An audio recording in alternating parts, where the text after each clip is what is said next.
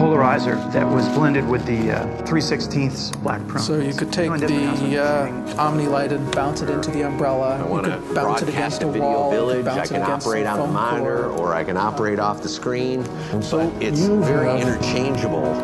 The freedom to shoot 570 degrees around, without even moving your feet, and throughout this range.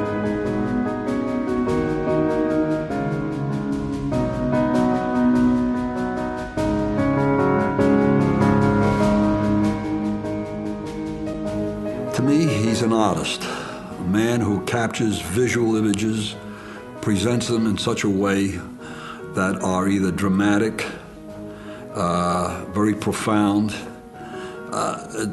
It's just something that he brings out and capturing whatever the stories may be, more or less giving the director and the audience every opportunity to see the work that he's actually done photographically.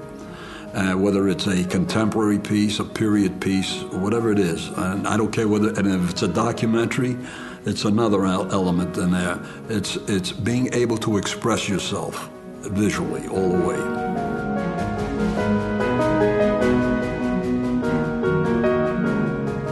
By accident, if you want to call it that, I wanted to be a naval architect. Literally, I enjoyed designing ships, boats. When I wanted to go to maybe the Naval Academy or Webb Institute, and it was my big interest at the time. But my math was pretty bad, and I had a good grade advisor who told me, "You got an avocation?" And I said, "Yeah, photography."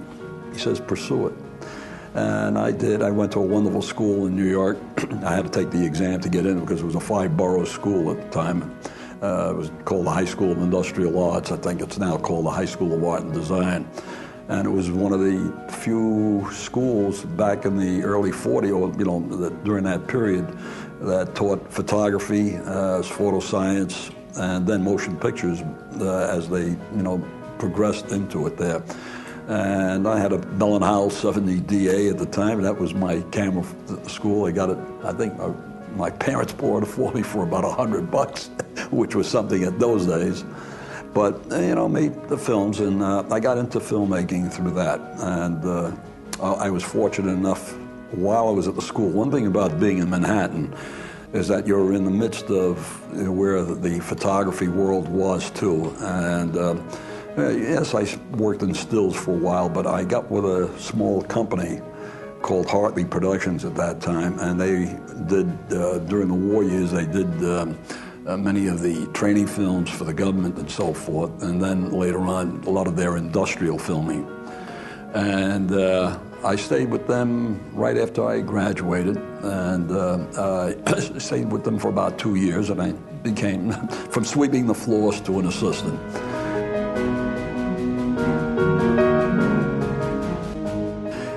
Style is a funny thing. It means you to shoot the same way all the time. That's style. But you can't. You have to read the script and try to, if it's a small period piece. I mean, I've done period piece, and you have to act, shoot entirely different. I did a series for PBS, which were all period pieces and something all related to the 1800s and so forth. Candlelight and all of that. There was no electricity. You had to make it look like what it's supposed to be at that time. So that's another approach. So every film or every script denotes what it should look like, and you have to try to translate that. And that's where the visualization of the picture goes. And so you have to handle it accordingly. I know they say style. I mean, Gordy Willis with The Godfather, but that was Godfather. He didn't do it with every picture, you see. And it makes a big difference. But unfortunately, sometimes the layman pigeonholes a lot of people.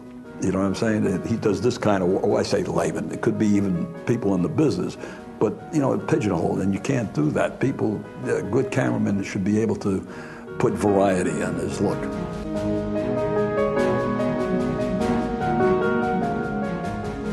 I remember working, well, I was only the operator on it, but I was working on a picture called Parish, and I remember Harry Stradling trying to keep the level. You know, the sequence was supposed to be all within a certain period of time, and we went now later into the afternoon, and the sun was getting a little bit more orangey.